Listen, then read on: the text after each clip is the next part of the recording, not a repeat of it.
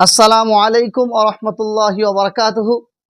শ্রদ্ধেয় সম্মানীয় প্রিয় দর্শক, আজকের আলোচনাটি খুবই গুরুত্বপূর্ণ আলোচনা হতে চলেছে। কারণ আজকের আলোচ্য বিষয় হলো বিবাহ কাকে বলে, ইসলামিক পরিভাষায় বিবাহ কাকে বলে, ওই ইসলামী দৃষ্টিভঙ্গিতে অর্থাৎ সুন্নত অনুযায়ী বিবাহ কিভাবে সম্পন্ন হয়, বিবাহ কিভাবে অনুষ্ঠিত হয়, ও ইসলামের পূর্বে বিবাহ কেমন ছিল, সাহাবীদের যুগে, রসুল সাল্লাল্লাহু আলাইহি ওয়াসাল্লামের যুগে তাদের বিবাহ কেমন ছিল। আলোচনাটি আপনি তখনই ভালোভাবে বুঝতে পারবেন যখন ভিডিওটি সম্পূর্ণ দেখবেন। তো চলুন আর দেরি না করে আলোচনা শুরু করা যাক। বিবাহ এটি একটি বাংলা শব্দ। এই বিবাহ শব্দটি না কোরআনে না হাদিসে লেখা রয়েছে, বরং এর পরিবর্তিতে এর আরবি শব্দ কোরআন এবং হাদিসে খুঁজে পাওয়া যায়, তা হলো নিকাহ। পরিভাষায় বিবাহ কাকে বলা হয়? বিবাহ হলো এমন একটি সামাজিক বন্ধন বা বৈধ চুক্তি যার মাধ্যমে দুইজন মানুষ অর্থাৎ নারী পুরুষের মধ্যে দাম্পত্য সম্পর্ক স্থাপিত হয়। বিভিন্ন গোত্রে, বিভিন্ন দেশে, বিভিন্ন জাতিতে, বিভিন্ন ধর্মে বিবাহের সংজ্ঞার তারতম্য থাকলেও, অর্থাৎ বিবাহের সংজ্ঞা নানা রকম থাকলেও, সাধারণভাবে বিবাহ এমন এক প্রতিষ্ঠান যার মাধ্যমে দুইজন মানুষের মধ্যে ঘনিষ্ঠ ও যৌন সম্পর্ক সামাজিক স্বীকৃতি লাভ করে। এবার আমরা জানব ইসলামিক পরিভাষায় বিবাহ কাকে বলে। ইসলামিক পরিভাষায় বিবাহ হলো দুইজন সাক্ষীর অর্থাৎ দুইজন পুরুষের উপস্থিতিতে বা একজন পুরুষ ও দুইজন মহিলা সাক্ষীর উপস্থিতিতে নারী পুরুষের উভয়ের মধ্যে যে কোনো একজনের পক্ষ থেকে বিবাহের প্রস্তাব দেওয়া ও দ্বিতীয় জনের সেই বিবাহর প্রস্তাবকে স্বীকার করা। এটি হলো শরীয়তের পরিভাষায় বিবাহ। এবারে আমরা জানব ইসলামের পূর্বে বিবাহ কেমন ছিল। ইসলামের পূর্বে 4 ধরনের বিবাহ হতো। নাম্বার 1 চুক্তিগত বিবাহ, নাম্বার 2 যুদ্ধবন্দী বিবাহ, নাম্বার 3 যৌতুক বিবাহ, নাম্বার 4 উত্তরাধিকারী বিবাহ। চুক্তিগত বিবাহ হলো বর কনে অর্থাৎ স্বামী স্ত্রী দুজনের উপর নানা ধরনের চুক্তি রাখা হতো। সেই চুক্তি অনুযায়ী বিবাহ সম্পন্ন হতো এবং সারা জীবন ওই চুক্তির মধ্যেই আবদ্ধ থাকতে হতো, চাই সেই চুক্তি বৈধ হোক বা অবৈধ। যুদ্ধবন্দী বিবাহ অর্থাৎ সে সময়কালে মানুষ একে অপরের সাথে যুদ্ধ হতো, এক দেশ আরেক দেশের সাথে যুদ্ধ হতো বা এক গোত্রের সাথে আরেক গোত্রের যুদ্ধ হতো, এবং সেই যুদ্ধ ক্ষেত্রে নারীদেরকে বন্দী বানিয়ে বাজারে বিক্রয় করা হতো দাসী হিসাবে বা স্ত্রী হিসাবে। একেই বলে যুদ্ধবন্দী বিবাহ। যৌতুকগত বিবাহ, এই বিবাহতে মেয়ে পক্ষকে যৌতুক দিতে হতো, একটা নির্ধারিত অর্থ বা নির্ধারিত একটা সম্পদ দিতে হতো পুরুষ পক্ষকে অর্থাৎ বর পক্ষকে, যেটা আজও আমরা বিভিন্ন জায়গায় বিভিন্ন গোত্রে এবং এমনকি ইসলামের মধ্যেও দেখতে পাই। উত্তরাধিকারী বিবাহ অর্থাৎ পিতা মরে গেলে ছেলে তার সৎ মাকে, নিজ মাকে নয় বরং সৎ মাকে নিজের স্ত্রী হিসাবে গ্রহণ করতে পারত।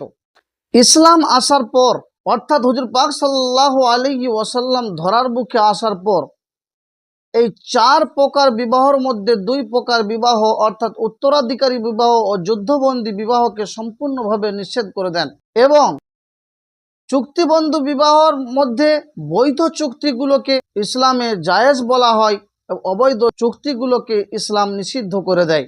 এবং যৌতুকগত বিবাহর মধ্যে পুরোপুরি এই শর্তটা উল্টে দেয়, অর্থাৎ মেয়ে পক্ষ থেকে ছেলে পক্ষকে কোনো অর্থ প্রদান করা হবে না, বরং ছেলে পক্ষ থেকে মেয়ে পক্ষকে অর্থ বা সম্পদ প্রদান করার হুকুম দেন, যাকে মোহরানা বলা হয়। আমরা এতক্ষণ জানলাম ইসলামের পূর্বে বিবাহ কেমন ছিল এবং ইসলাম আসার পর বিবাহর পদ্ধতি কেমন হলো। এবার আমরা জানব সুন্নত অনুযায়ী, ইসলামী রীতিনীতি অনুযায়ী কিভাবে বিবাহ সম্পন্ন হয়, কিভাবে বিবাহ অনুষ্ঠিত হয়। ইসলামে বলা হয়েছে যত সাদামাটা বিয়ে করা হবে তত সেই বিয়েতে বেশি বরকত হবে। সুতরাং সুন্নত অনুযায়ী বিবাহ সেটাই, যেই বিবাহ সাদামাটা হবে, যেই বিবাহতে কম খরচ হবে।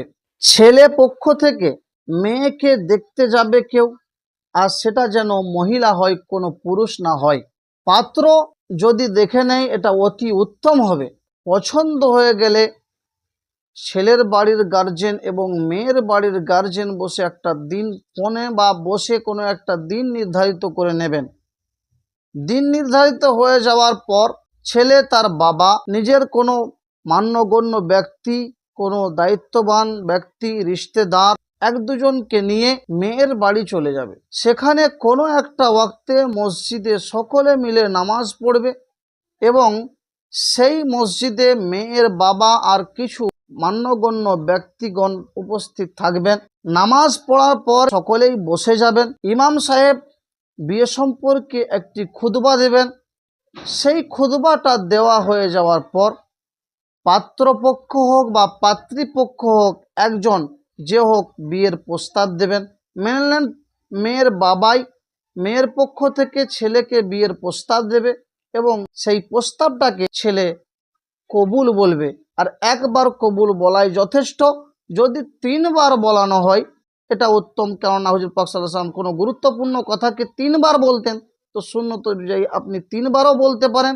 তারপর হালকা ইমাম সাহেব দোয়া করে দেবেন ছেলে মেয়ের দাম্পত্য জীবনের বরকতের জন্য। তারপর যদি সামর্থ্য হয় কিছু খেজুর বা কিছু মিষ্টি জাতীয় জিনিস ছেলের পক্ষ থেকে বাড়তে পারেন। তারপর মেয়ের বাবা মেয়েকে রোকসাতি করে দেবে ছেলের সাথে ছেলের বাড়ি। তারপর বাসর রাত হয়ে যাওয়ার পরের দিন ছেলেপক্ষ ওলিমা করবে, কারণ হুজুর পাক সাল্লাল্লাহু আলাইহি ওয়াসাল্লাম 11টা যে বিবাহ করেছেন প্রত্যেক বিবাহতেই ওলিমা করেছেন, চাহে সেটা খেজুর দিয়েই হোক। ওলিমা অর্থাৎ মানুষকে খাওয়ানো, আর সেটা গোশত হতে হবে তা নয়। আপনার সামর্থ্য অনুযায়ী যেটা সামর্থ্য হবে তাহলেই চলবে। এটা হচ্ছে বিয়ের এলান, যে আমি যে বিয়ে করলাম চারিদিকে জানিয়ে দিলাম, তাতে মানুষ না এগুমান করে যে আমি অবৈধ সম্পর্ক এই মেয়ের সাথে রেখেছি। এই ছিল সুন্নত অনুযায়ী বিবাহ। এবারে আমরা জানবো সাহাবায়ে কেরাম কেমন বিবাহ করতেন। তাদের যে বিবাহ হচ্ছে এটা জানাই যেত না, একটা আশ্চর্যময় বিবাহ। কারণ সন্ধ্যায় বিয়ে, সকালে তার কোনো প্রস্তুতিই নেই। ছেলেও জানে না কার সাথে বিয়ে হবে, কি প্রস্তুতি হবে, কাকে কাকে নিয়ে যাব, কটা গাড়ি হবে ইত্যাদি কিছুই না। বিয়ের মাত্র 1 ঘন্টা 2 ঘন্টা আগে ছেলে পক্ষ থেকে মেয়ের পক্ষর কাছে প্রস্তাব নিয়ে গেল আর বিয়ে। এমনকি সাহাবারা যখন বিয়ে করতেন হুজুর পাক সাল্লাল্লাহু আলাইহি ওয়াসাল্লাম পর্যন্ত অনেক বিয়ের ব্যাপারে খবর পেতেন না। এক সাহাবী তো এমন বিয়ে করেছেন, অন্য সাহাবী ভাইয়ের পক্ষ থেকে একটা মেয়ের বাড়িতে গার্জেনের কাছে প্রস্তাব নিয়ে গিয়েছেন, কিন্তু মেয়ে পক্ষ সেই সাহাবীকে নাবাদ দিয়ে যে প্রস্তাব নিয়ে গেছিল তার উপর সন্তুষ্ট হয় এবং তাকেই বলে তুমি যদি এই বিয়েতে সম্মতি হয় তোমার সাথে আমার মেয়ের বিবাহ দেব। তো সাহাবী সঙ্গে সঙ্গে সেখানে বিয়ে করে নিলেন। আবার দ্বিতীয় সাহাবী সেই সাহাবীকে বিয়ের মোবারকবাদ জানাচ্ছেন। এত সাদামাটা বিবাহ ছিল। সুতরাং আমাদেরকেও বিয়ে সাদামাটা করতে হবে।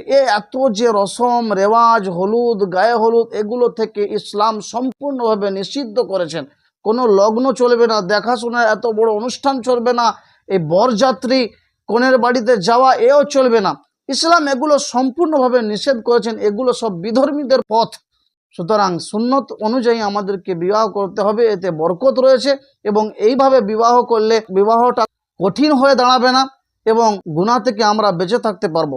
আল্লাহ পাক আমাদের সুন্নত অনুযায়ী বিবাহ করার তৌফিক দান করুক। সকলে বলুন আমিন।